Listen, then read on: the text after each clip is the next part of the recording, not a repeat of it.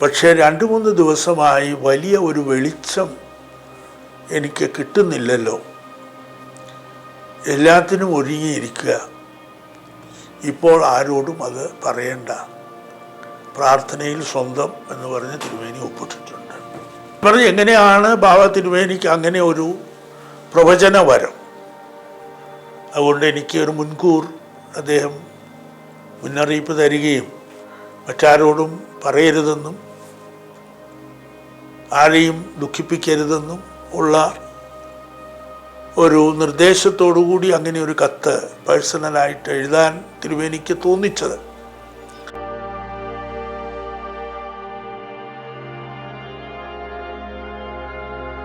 കേരളത്തെ സംബന്ധിച്ച് കഴിഞ്ഞ 100 വർഷത്തെ സഭകളുടെ ചരിത്രമെടുത്താൽ ആത്മീയ രംഗത്ത് മഹാചാര്യന്മാരായി നമ്മൾ കണ്ടിട്ടുള്ള എല്ലാ സഭകളിലും പെട്ട ആത്മീയ ഗുരുക്കന്മാരുടെ ചരിത്രവും കഥയും നമ്മൾ പരിശോധിച്ചാൽ ഈ അടുത്ത കാലത്ത് നമ്മെ കടന്നുപോയ തോമസ് പ്രഥമൻ ബാബ തിരുമേനി ഒരുപക്ഷെ വ്യത്യസ്തമായ ഒരു പ്രതിഷ്ഠാ സങ്കേതത്തിൽ നിൽക്കുന്ന ആളാണ് എന്ന് നമുക്ക് പറയാൻ കഴിയും. എല്ലാ സഭകളിലെയും മേൽപ്പട്ടക്കാരായിട്ടുള്ള തിരുമേനിമാരൊക്കെ അവരവരുടേതായ ഒരു വ്യക്തിത്വവും ശൈലി സമ്പ്രദായവും ഒക്കെ വിശ്വാസികൾക്കിടയിൽ സ്വീകാര്യമാക്കി എടുത്തിട്ടുള്ളവരാണ്. മഹാപണ്ഡിതന്മാരായിട്ടുള്ള തിരുമേനിമാർ നമുക്കുണ്ടായിട്ടുണ്ട്. ആരെയും ആകർഷിക്കുന്ന പ്രഭാഷകരായിട്ടുള്ള തിരുമേനിമാർ നമുക്ക് ഉണ്ടായിട്ടുണ്ട്. ഓരോ സഭയിലും ആത്മീയത കൊണ്ട് സർവരെയും കീഴടക്കാൻ കഴിഞ്ഞിട്ടുള്ള തിരുമേനിമാർ നമുക്കുണ്ടായിട്ടുണ്ട്. താരതമ്യമില്ലാത്ത എഴുത്തുകാരായിട്ടുള്ള തിരുമേനിമാർ ഉണ്ടായിട്ടുണ്ട്. ഇവർക്കെല്ലാം ഇടയിൽ വിദ്യാഭ്യാസപരമായി നോക്കിയാൽ വളരെ പരിമിതമായ ഔപചാരിക വിദ്യാഭ്യാസം മാത്രം ലഭിക്കുകയും എന്നാൽ മൽപ്പാന്മാരുടെ കീഴിൽ വളരെ ആഴമായും ഗഹനമായും സഭാകാര്യങ്ങളും വേദവിജ്ഞാനീയങ്ങളും ഒക്കെ അഭ്യസിക്കുകയും ചെയ്തിട്ട് ആ നിലയിൽ വൈദികനായും പിന്നീട് മേൽപ്പട്ടക്കാരനായും യാക്കോബായ സുറിയാനി സഭയുടെ ഇന്ത്യയിലെ പരമാധ്യക്ഷനായും ഒക്കെ തീർന്നിട്ടുള്ള തോമസ് മാർ ദിവന്നാസ്യോസ് എന്ന പഴയ യാക്കോബായ മെത്രാപ്പൊലീത്തയും തോമസ് പ്രഥമൻ കാതോലിക്ക ശ്രേഷ്ഠ കാതോലിക്ക ബാവ എന്ന നിലയിൽ സഭയെ മുഴുവൻ നയിക്കാൻ ദീർഘവർഷങ്ങൾ ദൈവം അനുഗ്രഹിച്ച തോമസ് പ്രഥമൻ ബാവയും ഒക്കെ വ്യത്യസ്തത കൊണ്ട് വിശ്വാസി സമൂഹങ്ങളുടെ ആദരവും ആരാധനയും ആർജിച്ചിട്ടുള്ള തിരുമേനിമാരിൽ പെട്ടിട്ടുള്ള ഏറ്റവും പ്രമുഖൻ എന്ന് തന്നെ നമുക്ക് പറയാൻ കഴിയുന്നതാണ്. ഒരുപക്ഷെ ദീർഘായുസ് കൊണ്ട് ദൈവം ഏറ്റവും കൂടുതൽ അനുഗ്രഹിച്ച 2 തിരുമേനിമാരായി പറയുന്നത്, ഒന്ന് സ്വാഭാവികമായും 105 വയസ്സ് വരെ ജീവിച്ച ക്രിസോസ്റ്റം വലിയ മെത്രാപ്പൊലീത്തയാണ്. എന്നാൽ ക്രിസോസ്റ്റം മെത്രാപ്പൊലീത്തയുടെ സമകാലികൻ എന്ന് വേണമെങ്കിൽ നമുക്ക് പറയാൻ കഴിയുന്ന ഒരു തിരുമേനിയാണ് അടുത്ത കാലത്ത് നമ്മെ കടന്നുപോയ തോമസ് പ്രഥമൻ ബാവ തിരുമേനി. ബാവ തിരുമേനിയുമായി എനിക്ക് വളരെ വ്യക്തിപരമായ ഗാഢമായ ഒരു ബന്ധം ഉണ്ടാവാനുള്ള ഭാഗ്യം എൻ്റെ ജീവിതത്തിലെ ഒരു അസാമാന്യം അസുലഭമായ ഒരനുഗ്രഹമായി കാണാനാണ് ഞാൻ ആഗ്രഹിക്കുന്നത്. തിരുമേനിയുമായി ഞാൻ ആദ്യം കാണുന്നത് എൻ്റെ തന്നെ മാതൃ സഹോദരന്മാരിൽ ഒരാളായിരുന്ന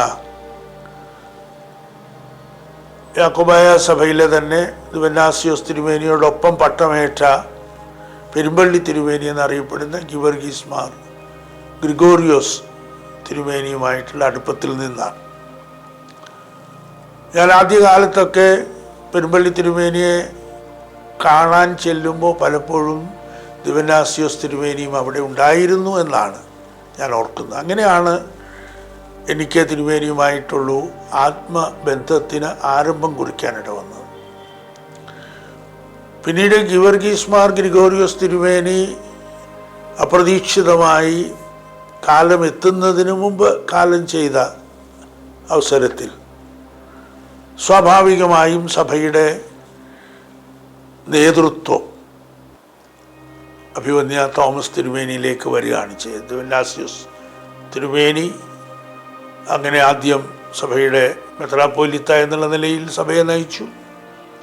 പിന്നീട് അദ്ദേഹം ശ്രേഷ്ഠ കാതോലിക്ക എന്നുള്ള നിലയിലും യാക്കോബായ സഭയെ ദീർഘവർഷങ്ങളാണ് നയിക്കാൻ ഇടവന്നത്. ഞാൻ തിരുമേനിയെ ഓർക്കുമ്പോൾ മുതൽ ഓർക്കുന്ന കാര്യം തിരുമേനിയുടെ ആത്മീയതയാണ്.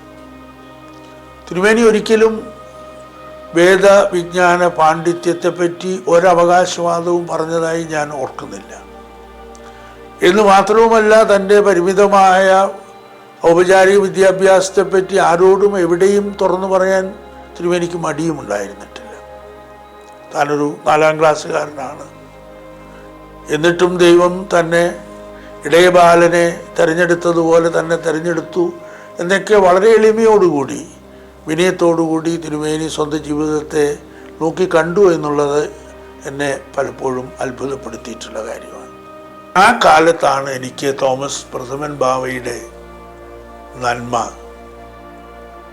അതുപോലെ തന്നെ ദേവലോകത്തെ മാത്യൂസ് ദ്വിതീയൻ ബാവയുടെ നന്മയുടെയും ഒക്കെ ആഴം മനസ്സിലായതെന്ന് പറയേണ്ടി വരും. ചർച്ചകൾക്കിടയിൽ ഒരു ദിവസം എങ്ങനെയും നമുക്ക് ഇത് തീർക്കണമല്ലോ എന്ന് കൃഷ്ണയ്യർ പറഞ്ഞപ്പോൾ പെട്ടെന്നാണ് ബാവ തിരുമേനി, തോമസ് പ്രഥമൻ ബാവ തിരുമേനി പറഞ്ഞു, ഞാൻ സ്ഥാനമൊഴിയുന്നത് കൊണ്ട് സഭകളുടെ ഐക്യം ദൃഢപ്പെടും എന്നുണ്ടെങ്കിൽ എനിക്ക് ഏത് സമയത്തും പുത്തൻകുരിശിൽ നിന്ന് മാറി എനിക്ക് ദയറായിൽ പോയി ശിഷ്ടകാലം ജീവിക്കാൻ ഒരു മടിയുമില്ല, ഞാനതിന് സന്നദ്ധനാണ് എന്ന് പറയുകയും ആ സമയത്ത് തന്നെ മാത്യൂസ് ദ്വിതീയൻ ബാവയും ഞാൻ തുടരുന്നത് ദേവലോകത്ത് തുടരുന്നതാണ് സഭകൾ തമ്മിലുള്ള ഐക്യത്തിന് തടസ്സമെങ്കിൽ ഞാനും ഏത് നിമിഷവും എൻ്റെ ഈ സ്ഥാനത്യാഗത്തിന് തയ്യാറാണ് എന്ന് പറയുകയും ചെയ്ത വളരെ വികാരനിർഭരമായ ഒരു സമയം ഞാൻ ഓർക്കുന്നുണ്ട്. കൃഷ്ണയ്യർ കണ്ണുനീരോടെയാണ് 2 ബാവമാരെയും ആലിംഗനം ചെയ്ത് അവരുടെ ആ മഹാത്യാഗത്തിനുള്ള നന്ദി പ്രകടിപ്പിച്ചത്. ഞാനതിന് ദൃക്സാക്ഷിയായിരുന്നു. ഞാൻ പറഞ്ഞു വരുന്നത്, ആ ഒരു കാലഘട്ടത്തിലാണ് എനിക്ക് തോമസ് പ്രഥമൻ ബാവയുമായും ആഴമായ, അല്ലെങ്കിൽ ഞങ്ങൾ തമ്മിലുള്ള സൗഹൃദത്തിൻ്റെ ബന്ധം ആഴപ്പെടുന്നത്. തിരുമേനിയുടെ ലാളിത്യം, ജീവിതത്തിലെ ലാളിത്യം, പ്രാർത്ഥനയിലുള്ള തിരുമേനിയുടെ ആഴമായ വിശ്വാസം, താൻ ഒന്നുമല്ലെന്നും തനിക്കെല്ലാം ദൈവം തമ്പുരാനാണെന്നുമുള്ള ഉറച്ച ഒരു നിലപാട്, ഇതൊക്കെ നമ്മുടെ എല്ലാ ആത്മീയർക്കും മാതൃകയാവേണ്ടതാണ് എന്നാണ് എൻ്റെ വിശ്വാസം. ആത്മീയരായാലും അൽമായരായാലും വിശ്വാസത്തിൻ്റെ ഉറപ്പ് വരുന്നത് അവരുടെ പ്രാർത്ഥനയിൽ അവരവർക്കുള്ള വിശ്വാസമാണ്.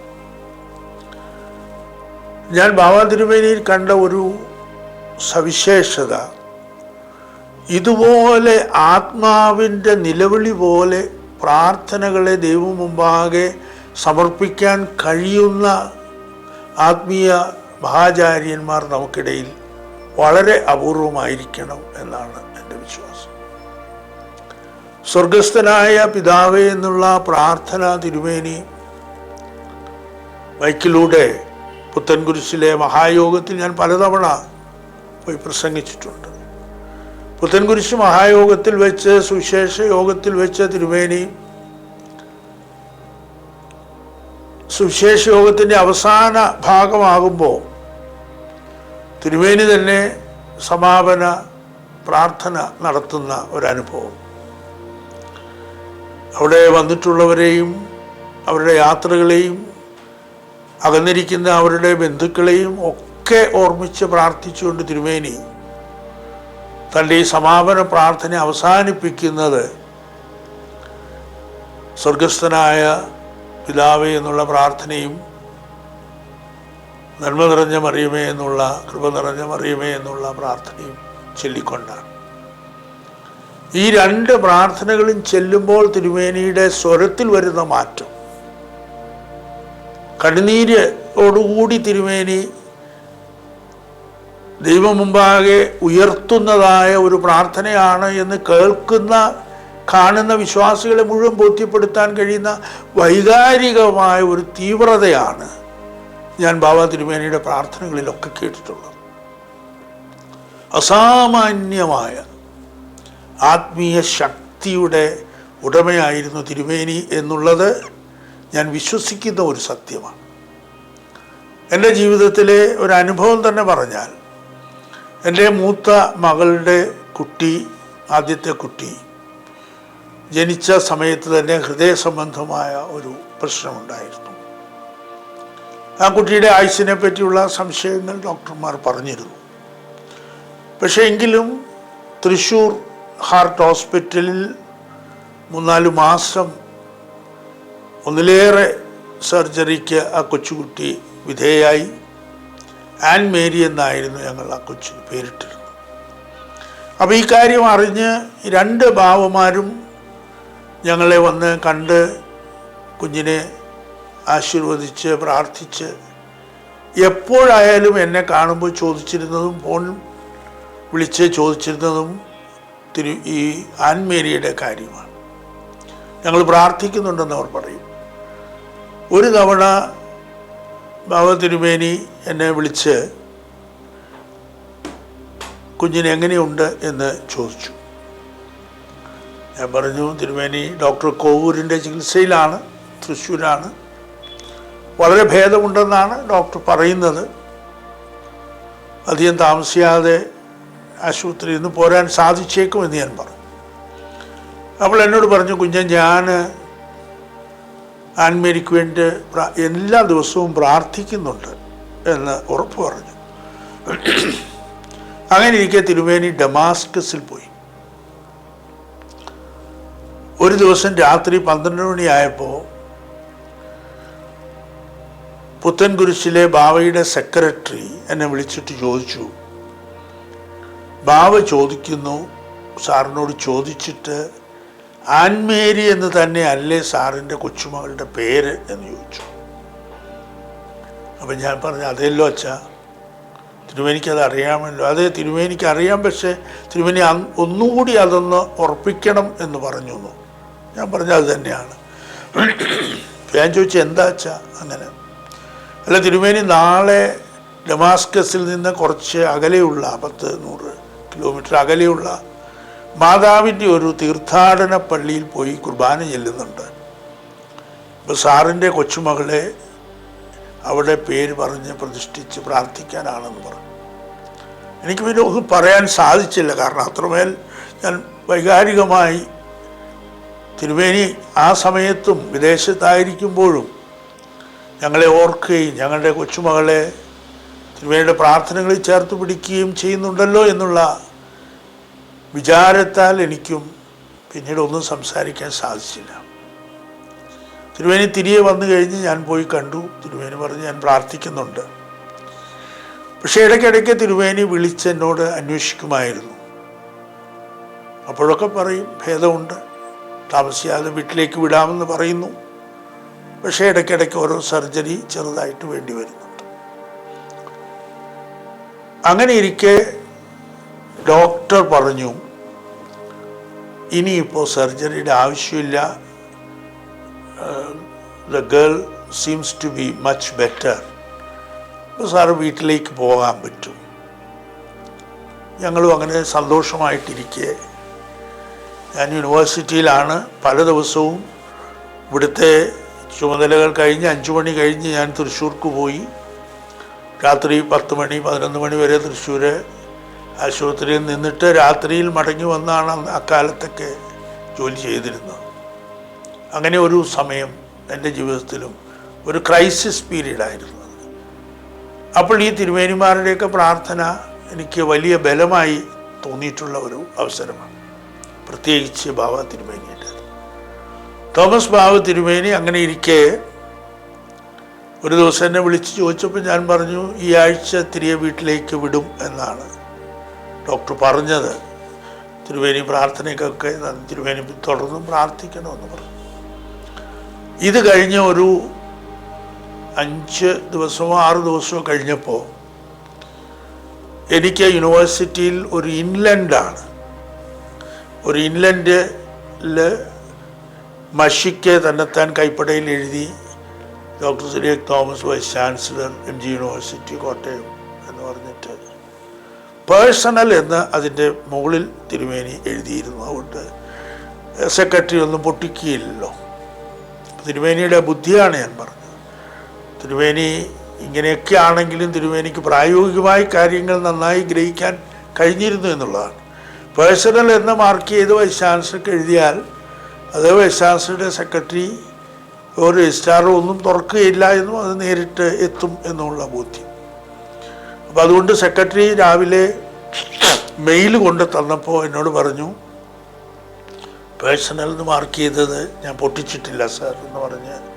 അപ്പോൾ 2-3 കത്ത് അങ്ങനെ ഞാനത് മാറ്റിവെച്ചു. ഞാൻ എടുത്തു നോക്കിയപ്പോൾ പുറകിൽ ഒരു കുരിശ് മാത്രം വരച്ചിട്ടുള്ളൂ. അപ്പം എനിക്ക് മനസ്സിലായി അത് തിരുമേനിമാരുടെ ഒരു സിമ്പലാണല്ലോ. ഇപ്പം മഷിക്ക് തന്നെ അങ്ങനെ ഒരു കുരിശ് വരച്ചിട്ടുണ്ട്, ഒപ്പിട്ടിട്ടുണ്ട്. ഒപ്പ് കണ്ടപ്പോൾ എനിക്ക് മനസ്സിലായി അത് ബാവയുടേതാണ്. ഞാനത് എടുത്ത് പൊട്ടിച്ചപ്പോൾ പ്രിയ മകനെ, ആദ്യമായിട്ടാണ് എന്നെ അങ്ങനെ മോനെ എന്നല്ലാതെ പ്രിയ മകനെ എന്നെഴുതിയിട്ട് ഞാൻ ആൻമേരിക്ക് വേണ്ടിയിട്ട് പ്രാർത്ഥിച്ചുകൊണ്ടേ ഇരിക്കുന്നു. പക്ഷേ 2-3 ദിവസമായി വലിയ ഒരു വെളിച്ചം എനിക്ക് കിട്ടുന്നില്ലല്ലോ. എല്ലാത്തിനും ഒരുങ്ങിയിരിക്കുക. ഇപ്പോൾ ആരോടും അത് പറയണ്ട. പ്രാർത്ഥനയിൽ സ്വന്തം എന്ന് പറഞ്ഞ് തിരുമേനി ഒപ്പിട്ടിട്ടുണ്ട്. എന്നെ അത്ഭുതപ്പെടുത്തിയ ഒരു കത്താണ്. ഞാൻ അപ്പം തന്നെ തൃശ്ശൂർ ഹോസ്പിറ്റലിലേക്ക് വിളിച്ച് എൻ്റെ ഭാര്യയോടും മകളോടും ചോദിച്ചു കുഞ്ഞിൻ്റെ. ഇപ്പോൾ പറഞ്ഞു ഇത് രാവിലെയും ഡോക്ടർ, ഇത് ഞാനൊന്നും പറഞ്ഞില്ല. ഇന്ന് രാവിലെയും ഡോക്ടർ വന്നു, 2-3 ദിവസത്തിനകം തിരികെ പോകാമെന്നാണ് പറഞ്ഞത്, ഡിസ്ചാർജ് ചെയ്യാം, കുഴപ്പമില്ല എന്ന് പറഞ്ഞു. ഞാൻ പറഞ്ഞു ഞാൻ എന്നാൽ തൃശ്ശൂർക്ക് നാളെ ഒന്ന് വരുന്നുണ്ട്, വരേണ്ട ആവശ്യമില്ല എന്നവർ 2 പേരും പറഞ്ഞു. എങ്കിലും ഞാൻ പോയി. ശരിയെന്ന് ഒരു ദിവസം അവിടെ തങ്ങി താമസിച്ചു. ഞാൻ ആരോടും ഈ തിരുമേനി പറഞ്ഞ രഹസ്യം പറഞ്ഞിട്ടുമില്ല. പെട്ടെന്നാണ് കുഞ്ഞിൻ്റെ അവസ്ഥയിൽ മാറ്റം വരികയും കൃത്യം ജനുവരി 31-ാം തീയതി ഡിസംബർ 31-ാം തീയതി രാത്രിയിൽ കുഞ്ഞ് മരിക്കുകയും ചെയ്തു. ഞാൻ പറഞ്ഞു എങ്ങനെയാണ് ബാവ തിരുമേനിക്ക് അങ്ങനെ ഒരു പ്രവചന വരം? ബാക്കി എല്ലാവരും ഡോക്ടർമാരുൾപ്പെടെ എല്ലാവരും കുഞ്ഞിൻ്റെ ആരോഗ്യം മെച്ചപ്പെടുന്നു എന്ന് പറഞ്ഞുകൊണ്ടിരിക്കെ തിരുമേനിക്ക് പ്രാർത്ഥനയിൽ കിട്ടിയ ഒരു വെളിപാടായിരിക്കണം അതെന്ന് ഞാൻ വിചാരിക്കുന്നു. അതുകൊണ്ട് എനിക്ക് ഒരു മുൻകൂർ അദ്ദേഹം മുന്നറിയിപ്പ് തരികയും മറ്റാരോടും പറയരുതെന്നും ആരെയും ദുഃഖിപ്പിക്കരുതെന്നും ഉള്ള ഒരു നിർദ്ദേശത്തോടു കൂടി അങ്ങനെ ഒരു കത്ത് പേഴ്സണലായിട്ട് എഴുതാൻ തിരുമേനിക്ക് തോന്നിച്ചത് ഞാൻ വിചാരിക്കുന്നത് തിരുമേനിക്ക് എന്നോടുള്ള പ്രത്യേകമായ വാത്സല്യത്തിൻ്റെ ഫലമായിട്ടായിരുന്നിരിക്കണം എന്ന്. അപ്പോൾ തിരുമേനിക്കൊരു പ്രവചനവരം ഉണ്ട് എന്ന് ഞാൻ വിചാരിക്കുന്നത് തിരുമേനിയുടെ പ്രാർത്ഥനയുടെ ഫലമായിട്ടാണ്. എൻ്റെ ഒരു വകയിൽ സഹോദരിയുടെ മകൻ, അവന് വിദേശത്തേക്ക് പോകാനുള്ള എല്ലാ കാര്യങ്ങളും ശരിയായി, പക്ഷേ എന്തോ തരത്തിൽ അവിടെ നിന്നുള്ള വർക്ക് വിസയ്ക്ക് തടസ്സം വരുന്നു. അവനും ഭക്തനാണ്. അവനൊരു ദിവസം വന്ന് എന്നോട് ചോദിച്ചു, എന്നെ ആ പുത്തൻകുരിശിലെ ബാവയുടെ അടുത്തൊന്ന് കൊണ്ടുപോയി പ്രാർത്ഥിപ്പിക്കാമോ? ഞാൻ ചോദിച്ചാൽ എന്തു പറ്റി? ഇപ്പം പറഞ്ഞു, ഇങ്ങനെ എൻ്റെ ഇതിന് തടസ്സമാണ്. വേച്ചാനും തിരുമേനിയായിട്ട് നല്ല അടുപ്പമുണ്ട്. തിരുമേനിയുടെ ആത്മീയ ശക്തിയെ പറ്റിയൊക്കെ വേച്ചാൻ പറയുന്നത് കേട്ടിട്ടുണ്ട്, അതുകൊണ്ടാണ് ഞാൻ ചോദിക്കുന്നതെന്ന് അവൻ പറഞ്ഞു. എനിക്ക് വാത്സല്യമുള്ള മൈക്കൽ കുട്ടി എന്ന് പറയുന്ന എൻ്റെ പിതാവിൻ്റെ സഹോദരൻ്റെ മകളുടെ മകനാണ്. അപ്പോൾ അവൻ എല്ലാ യോഗ്യതകളും ഉള്ളവനാണ്, ജോലിയും ആയി, പക്ഷെ വിസയ്ക്ക് തടസ്സം.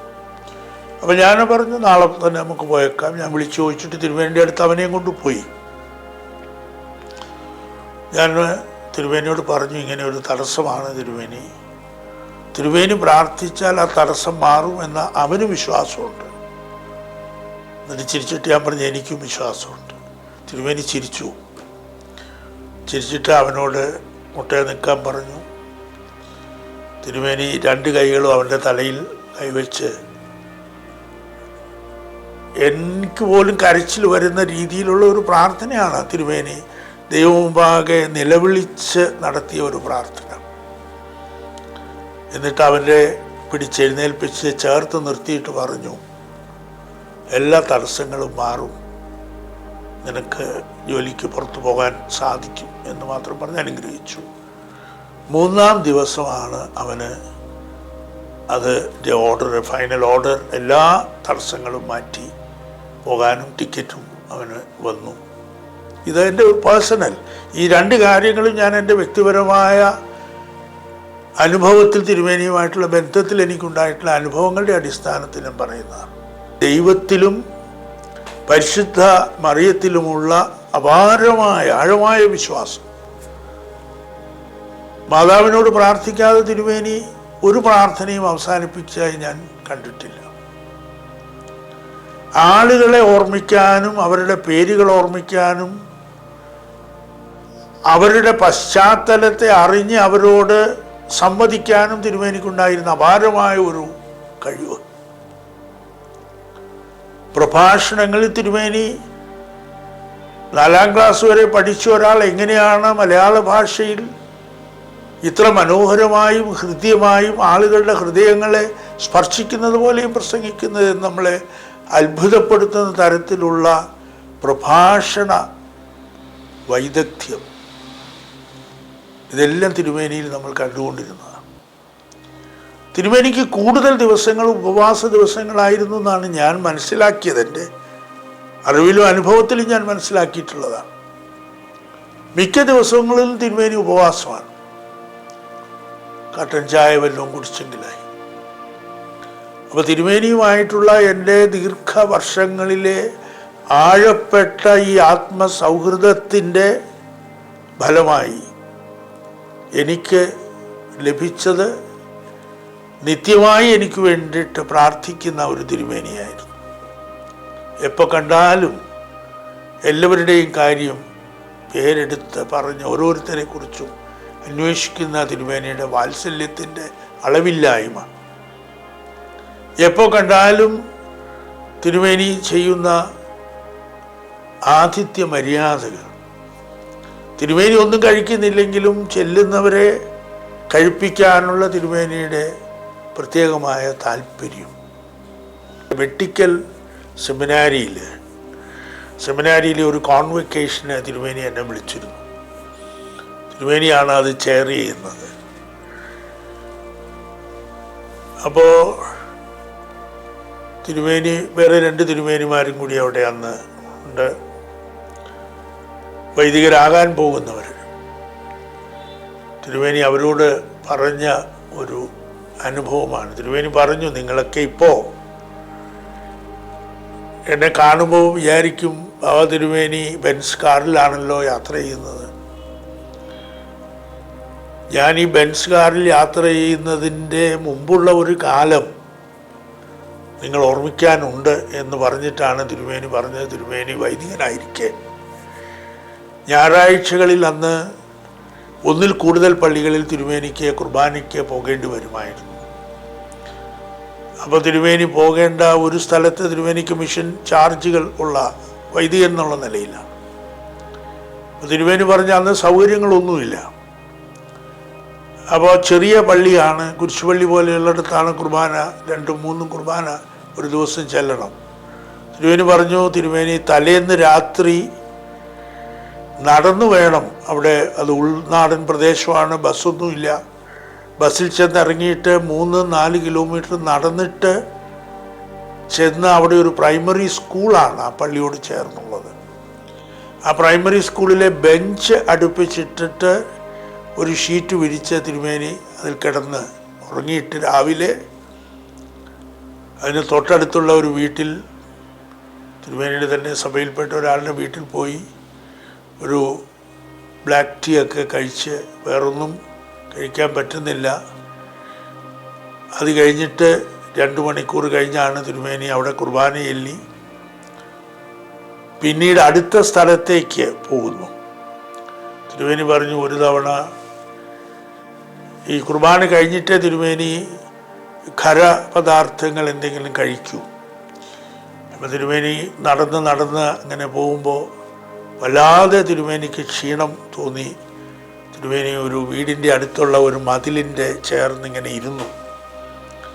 അപ്പോൾ ആ വീട്ടിലെ അമ്മ സാന്ദർഭികമായി ഇത് കണ്ടിട്ട് തിരുമേനിയെ വിളിച്ച അച്ഛനകത്ത് തിണ്ണയിൽ കയറി ഇരിക്കാൻ പറഞ്ഞു. തിണ്ണയിൽ കയറ്റി ഇരുത്തി. അച്ഛന് കിടക്കണോ അല്പസമയം, ക്ഷീണമാണല്ലോ എന്ന് പറഞ്ഞു. ഇല്ല, ഞാൻ കിടക്കുന്നില്ല എന്നവരോട് പറഞ്ഞു. അപ്പോൾ അച്ഛൻ എന്താണ് കുടിക്കാൻ വേണ്ടത്? അച്ഛൻ പറഞ്ഞു, എനിക്ക് എന്തു തന്നാലും ഞാൻ കുടിച്ചോളാം, മോരുംവെള്ളം ആയാലും മതി എന്ന് പറഞ്ഞു. ആ അമ്മ കുറച്ച് മോരുംവെള്ളം കൊണ്ട് കൊടുത്തു. അച്ഛൻ പറഞ്ഞു, എനിക്കൊന്നും കഴിക്കാനൊന്നും വേണ്ട, എനിക്കിനിയും കുർബാന ചെല്ലാനുണ്ട്. തിരുമേനി പറഞ്ഞു, അവിടുന്ന് ഇറങ്ങി വീണ്ടും 2-3 കിലോമീറ്റർ നടന്ന് അടുത്ത പള്ളിയിൽ ചെന്ന് അതും കഴിഞ്ഞ് 3-ാമത്തെ പള്ളിയിലെ കുർബാനയും കഴിഞ്ഞ് ഉച്ച കഴിഞ്ഞ് 2 മണിയാകുമ്പോഴാണ് തിരുമേനി അന്ന് എന്തെങ്കിലും ഭക്ഷണം കഴിച്ചത് എന്നുള്ളത് തിരുമേനി കണ്ണീരോടുകൂടിയാണ് ഈ കശീശമാരാവാനിരിക്കുന്ന ഈ ശമാശന്മാരോട് അവിടെ വെച്ച് പ്രസംഗിച്ചത്. എനിക്ക് തോന്നുന്നു അതൊരു വലിയ സാക്ഷ്യമായിരുന്നു. അന്നത്തെ അച്ഛന്മാരായി ആകാനിരിക്കുന്നവർക്ക് തിരുമേനി കൊടുത്ത ഏറ്റവും വലിയൊരു സാക്ഷ്യം സ്വസാക്ഷ്യമാണ്. താൻ വൈദികനായിരിക്കെ എത്ര കഷ്ടപ്പെട്ട് കുരിശ് ചുമന്നാണ് താൻ ഈ ചുമതലകളെ നിർവഹിച്ചിരുന്നത് എന്നുള്ളത്. യാതൊരു ലക്ഷറി ഇല്ലാതെ ജീവിച്ച ഒരു കാലത്തെ അദ്ദേഹം പറയുക. എന്നിട്ട് പറഞ്ഞു, ഞാൻ ഒരു കാറിൽ കയറി സഞ്ചരിക്കാൻ തുടങ്ങിയത് എനിക്ക് 50 വയസ്സെങ്കിലും കഴിഞ്ഞതിന് ശേഷമാണ് എന്നാണ് തിരുമേനി പറഞ്ഞത്.